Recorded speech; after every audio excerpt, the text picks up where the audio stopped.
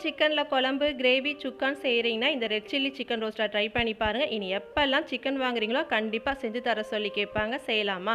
இதுக்கு ஒரு பேனில் 1/2 டீஸ்பூன் சீரகம், சோம்பு, மிளகு, பட்டை, கிராம்பு, அன்னாசிப்பூ, கல்பாசி, 5 மிளகாய் வத்தல் சேர்த்து வறுத்து எடுத்துக்கலாம்.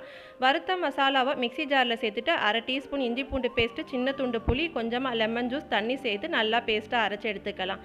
1/4 கிலோ சிக்கன் கூட மஞ்சள் தூள், 1 டீஸ்பூன் இஞ்சி பூண்டு பேஸ்ட்டு, உப்பு சேர்த்து நல்லா மிக்ஸ் பண்ணி விட்டுக்கலாம்.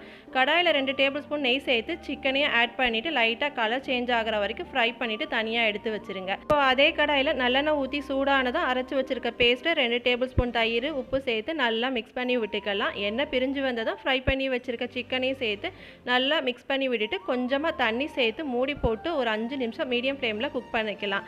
ஃபைனலாக கொத்தமல்லி தூவி இறக்குனீங்கன்னா நம்மளுடைய red chilli chicken roast ready. சாப்பிட்றதுக்கும் நல்ல காரசாரமாக கொஞ்சம் புளிப்போட டேஸ்ட் அல்டிமேட்டாக இருக்கும். என்ஜாய் பண்ணி சாப்பிட்டு பாருங்கள்.